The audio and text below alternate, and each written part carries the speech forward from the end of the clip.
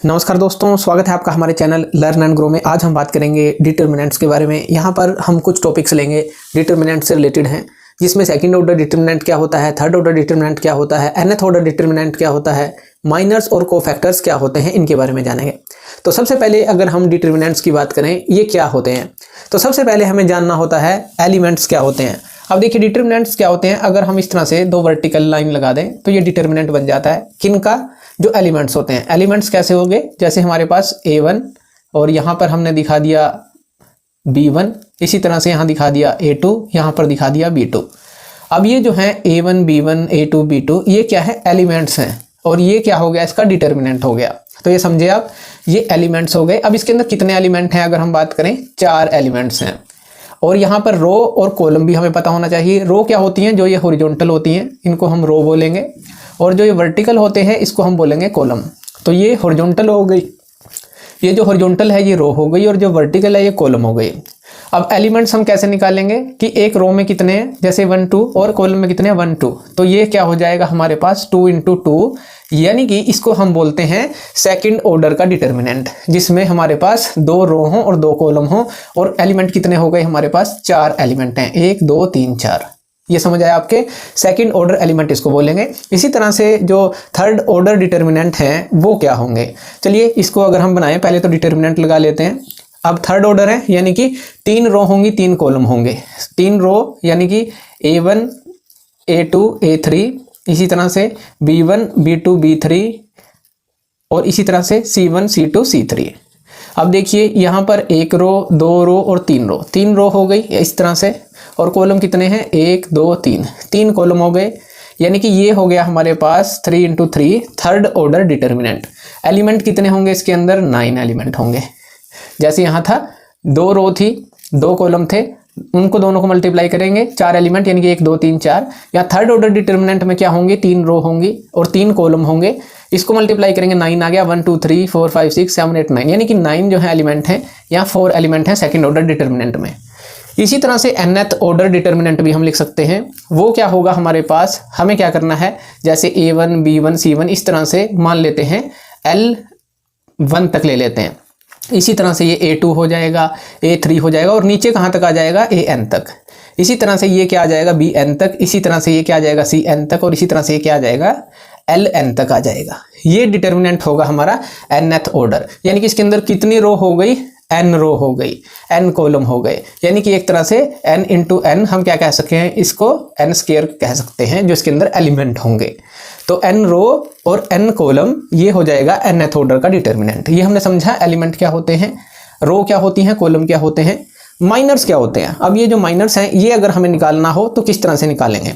तो इसके लिए हम एक थर्ड ऑर्डर का डिटर्मिनेंट ले लेते हैं। थर्ड ऑर्डर मतलब A1 A2 A3, जिसमें 3 रो हों और 3 कॉलम हो, B1 B2 B3, और यहाँ पर C1 C2 और C3। ये कौन सा है? थर्ड ऑर्डर का हमारे पास हमने डिटर्मिनेंट ले लिया।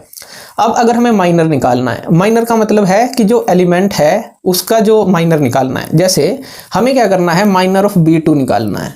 ये हमारे पास क्या होगा? तो जो भी कॉलम है और जो भी रो है उसको हम कट कर देंगे। जैसे B2 ये है, तो ये हमारे पास कॉलम है जहां पर ये आ रहा है, और ये रो है। तो क्या बचा?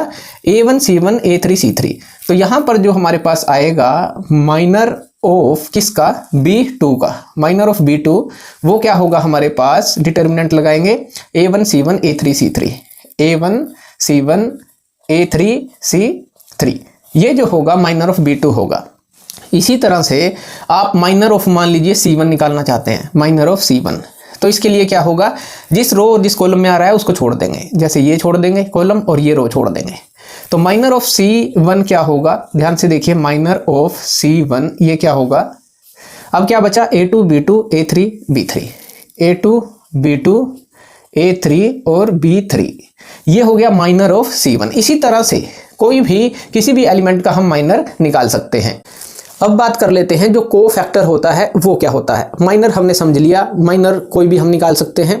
अब जो कोफैक्टर होगा वो किस तरह से निकालेंगे? उसके लिए पहले हमें माइनर ही निकालना होगा, और इसका जो प्रॉपर साइन है वो क्या होगा वो हमें बताना है। वो कोफैक्टर में आएगा। एक तरह से क्या कह रहे हैं हम? कोफैक्टर के अंदर किसकी बात कर रहे हैं? प्रॉपर साइन की। प्रॉपर साइन यानी कि प्लस होगा या फिर माइनस होगा। ये जो माइनर ऑफ C1 B2 कुछ भी निकाला है, तो ये किस तरह से निकालेंगे? तो इसके लिए हमारे पास फॉर्मूला होगा, जैसे माइनर ऑफ B2 हमने ये निकाला, तो यहाँ पर फॉर्मूला होगा हमारे पास कोफैक्टर के लिए -1 हम हमेशा ब्रैकेट में रखेंगे, और जो माइनर ऑफ B2 है यानी कि ये जो है कौन सी रो के अंदर है, कौन से कॉलम में है। जैसे ये B2 था, कौन सी रो थी, फर्स्ट सेकंड रो थी, तो 2 प्लस कौन सा कॉलम था, फर्स्ट सेकंड ही कॉलम था।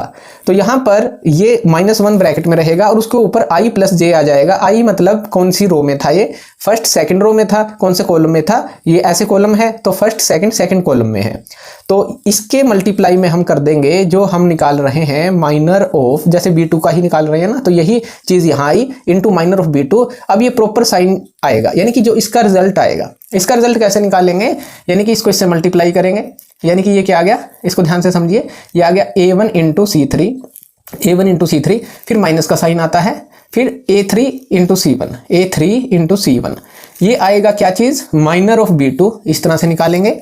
लेकिन इसके बाहर जो साइन आएगा, अब यहाँ पर देखिए 2 + 2 4 है, अब -1 का जो स्क्वायर होता है, यानी कि अगर यहाँ इवन नंबर आएंगे 2 4 6 8 तो ये प्लस रहेगा, तो इनटू माइनर ऑफ B2 का मतलब है जो माइनर ऑफ B2 हम ये निकाल रहे हैं, तो ये -1 का 4 है पावर, तो यानी कि ये प्लस ही रहेगा, यानी कि कुछ भी आंसर आएगा जब हम इसको सोल्व करेंगे आगे क्वेश्चंस के अंदर, तो बाहर ये प्लस ही रहेगा। माइनर ऑफ C1 की बात करें तो यहाँ पर ये फॉर्मूला कैसे बनेगा, ये किसका था, माइनर ऑफ B2, ध्यान रखना है, इसको हम कैपिटल वर्ड से डिनोट करते हैं कोफैक्टर को, यानी कि यहाँ पर ये क्या आएगा, कैपिटल B। तो यहाँ पर हम निकाल रहे हैं ये माइनर ऑफ C1 का, तो यहाँ पर कैपिटल C1 आ जाएगा, और -1 ये कौन सी रो में है, फर्स्ट रो में है, और कौन सा कॉलम है, थर्ड कॉलम है, तो 1 + 3 आ जाएगा इंटू जो माइनर है, माइनर ऑफ किसका, C1 का।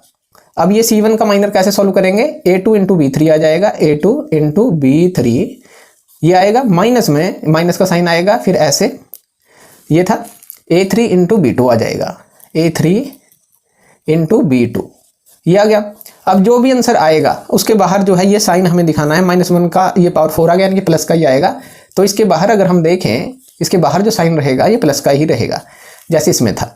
इसी तरह से कोई और अगर कोफैक्टर निकालेंगे तो हमें माइनर पहले निकालना होगा, फिर उसका साइन देखना है, रो प्लस कॉलम के साथ, -1 के ऊपर रो प्लस कॉलम लगाना है, फिर ही हमें साइन का पता चलेगा इसके आगे प्लस आएगा या माइनस आएगा। लेकिन कोफैक्टर के लिए आप एक रूल याद रख सकते हैं, साइन रूल इसको बोलेंगे, तो इस रूल को याद रखते हैं, यानी कि हमें क्या करना है, ये diagonally plus plus plus, third order की बात कर रहे हैं, और यहाँ पर भी डायगनली प्लस प्लस लगा लेना है, यानी कि एक ये डायगनल हो गया, एक ये डायगनल, सारा प्लस हो गया, बाकी का जो बचा वहां पर माइनस लगा दिया। ये साइन रूल है, एक तरह से याद रखने के लिए रूल है कि कहां पर कौन सा साइन आएगा। जैसे माइनर ऑफ B2 निकाला था, B2 यहां पर था, यानी कि ये प्लस का था। माइनर ऑफ C1 निकाला था यहां, ये भी प्लस का था, जो हमने ये साइन लगाए। बाकी अगर हम इसको निकालेंगे, माइनर ऑफ A2 को ये माइनस आएगा, माइनर ऑफ जो C2 आएगा वो भी माइनस आएगा, तो ये रूल है, यानी कि डायगनली प्लस और डायगनली प्लस, इस तरह से डिटरमिनेंट बना लीजिए, बाकी माइनस आएंगे जो भी साइन आएगा कोफैक्टर का। तो इसको अलग से आप क्वेश्चन करते समय बना सकते हैं, अगर कोफैक्टर निकालना है कि कौन सा साइन वहां पर लगेगा, डायरेक्टली जो है आपको पता चल जाएगा कि बाहर जो है ब्रैकेट के कौन सा साइन आएगा। तो थैंक यू वीडियो देखने के लिए, और इसी तरह की वीडियोज के लिए आप हमारे चैनल लर्न एंड ग्रो पे हमें सब्सक्राइब कर सकते हैं। धन्यवाद।